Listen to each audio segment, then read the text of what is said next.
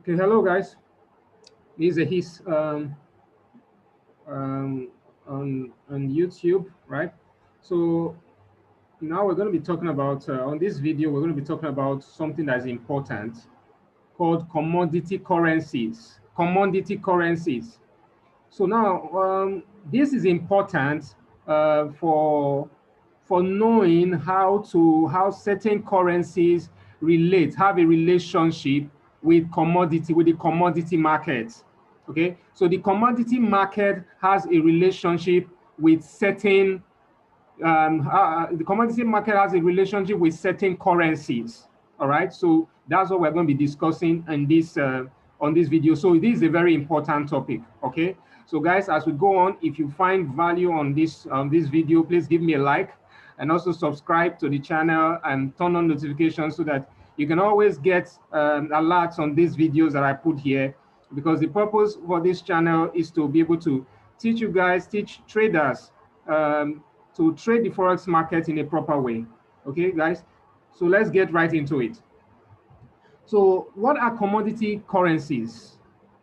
Commodity currencies are currencies of economies with large commodity reserves. Large commodity reserves. So we have some countries with large commodity reserves.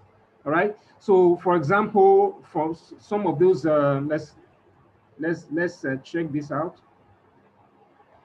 So the currencies of countries with large commodity reserves is what we are dealing with here. Those are the currencies that are called commodity currencies. All right. So some of them, examples of such countries. Okay, those countries like this. You know, you have Canada.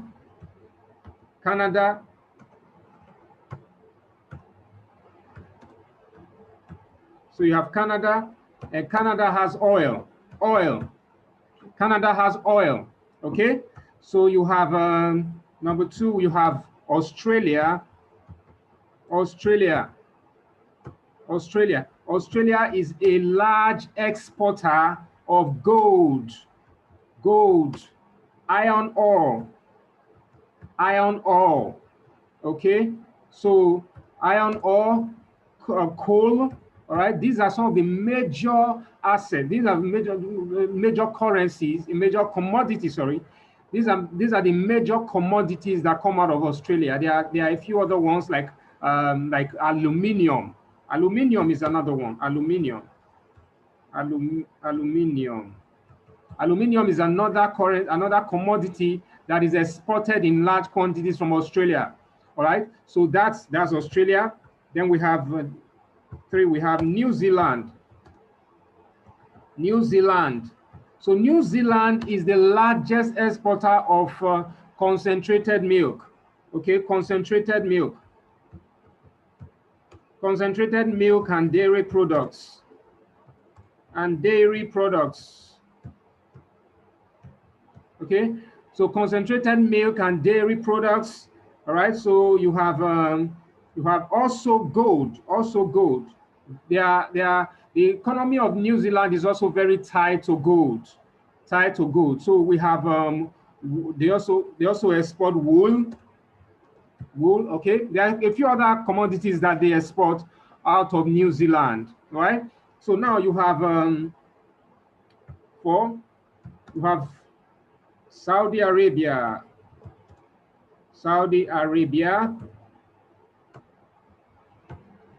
These are the minor ones. I'm just listing this for the purpose of it, not because we are going to be trading the Saudi Arabian currency, but these are some countries with significant commodity reserves. We have Russia. Okay, then we have Venezuela.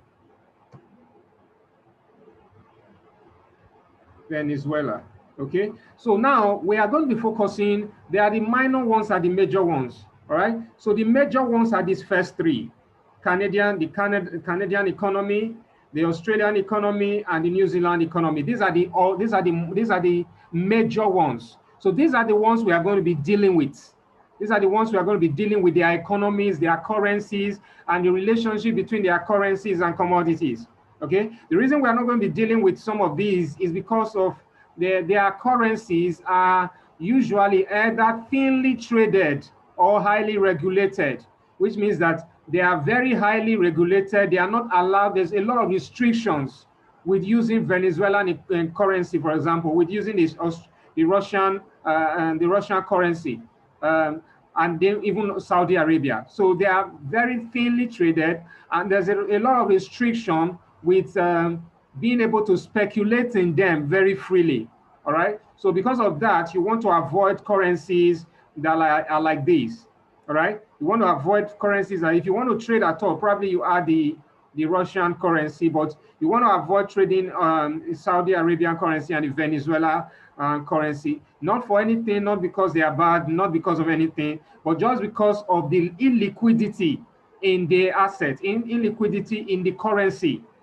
Illiquidity in the currency. There's not enough liquidity in those currencies to help you make money, and then to help you actually buy and sell. Because the thing with major assets, the thing with major currencies is that they are highly liquid, and then high liquidity. The purpose of high liquidity, the importance of high liquidity is that there's less.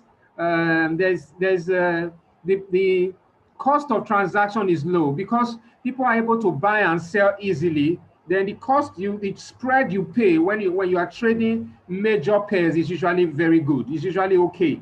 All right. So that's the reason why you want to stick to trading the major pairs and ignore the minor pairs. All right. It's just for the purpose of trading, nothing else. All right.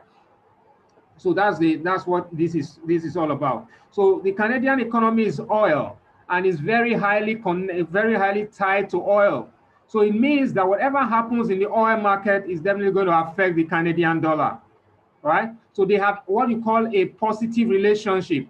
So when oil is appreciating, the Canadian dollar is going to be affected positively, right? So Australia is the same thing. Whenever gold is going up, the value of gold, the price of gold, like a few months ago during the early times of the pandemic of COVID-19, and gold was just buying like crazy. The same thing happened with Australian dollar. So if you have the AUD USD, AUD USD is going to follow gold. We go in the direction of gold. AUD USD will go in the direction of gold. Okay? AUD USD will go in the direction of gold. Then CAD JPY will go in the direction of oil. So when oil is appreciating, CAD JPY will go in that direction as well. If oil price is crashing, CAD JPY is going to crash as well. So this is what you're going to find. Then also when you come to New Zealand dollar, so it's very highly tied to gold as well. It's very highly tied to gold. So if gold goes up, NZD USD is going to be appreciating. We go in the direction of gold. Okay, NZD USD will go in the direction of gold as well. So this is the effect of commodities on different assets. You want to know what is the commodity doing. If you know what the commodity is doing, or you're hearing so much that this particular commodity is moving in a positive direction, is moving up, you want to know, okay, now they have a relationship with certain currencies. You may not be trading gold, but you know that gold is buying. For example, you want to come and pick a currency pair you can trade that has a relationship with gold. Okay, so even if you're trading gold, you can increase your position by trading a currency pair that has a relationship with gold. All right, so that is why this is important to understand what these commodity pairs are. So these commodity pairs have a very positive relationship with commodities. Okay, so that's what we will see. Then the New Zealand dollar, in addition to having a relationship with gold, New Zealand dollar has usually have high interest rates. High interest rates. Okay, so the New Zealand dollar, sorry, NZD, USD. NZD USD usually has high interest rates. So high interest rates now means that it's a good environment for investment money. It's a good environment for investment money. So what will usually happen is that investors from economies such as Japan, investors from economies such as Japan, who are holding the Japanese yen, JPY, the Japanese yen, right? So what they do, because in the Japanese economy, there's a lot of stability. Okay, it's even their interest rate regime is so low. There's even negative interest rates, which means that you may need to pay. You are paying money to keep your money in the bank. You are paying to keep your money. It's costing you money to keep your money in the bank. Keep $1,000 in the bank. At the end of the year, you actually have less than $1,000. Instead of making returns on your money, you are paying to keep your money in the bank, right? So that is what the Japanese economy is. So what investors will usually do, they will borrow money from low interest rate regimes like Japan, and go and invest in high interest rates environment like NZD, like the Japanese economy. So what happens is that you will find out that there will be a lot of transaction in the NZD JPY pair. NZD JPY pair. So investors are basically taking their borrowed money from Japan, converting it to NZD, and then investing it in the New Zealand economy. All right. So because this can give them a higher interest on their money. All right. So these are some of the things. This process is called carry trading. Carry trade. This is known as carry trade. This process is called carry trade, where you borrow money from a low interest environment and go and invest in a higher interest environment. That is called carry trade. All right. So, and because these investors are usually institutional investors with huge sums of money, huge funds to play around with, a 5% interest, a 5% return on their money in the year is very huge, because they are managing double-digit billions in dollars, right? So they are able to do this and all that. So this is what you understand about commodity currencies. Okay, they are very important. So when you know this, the importance is knowing what to trade, knowing what's happening in different commodity prices, with different commodity prices, and how they relate to different currencies as well. So it will help you to know what to pick to trade. If gold is appreciating, what should you be trading currency-wise?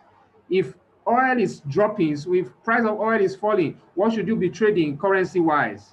Okay. If gold is falling, what should you be trading currency-wise? All right. So this is the importance of understanding commodity currencies. All right, guys. Thank you so much. If you find value on this video, please give me a like, and then also leave a comment if you have something you feel like I should do a video about or explain further for you guys. You can leave a comment for me and I'll be glad to respond to it. Have a nice day, guys. I'll see you on the next video. Please like and subscribe. Thank you.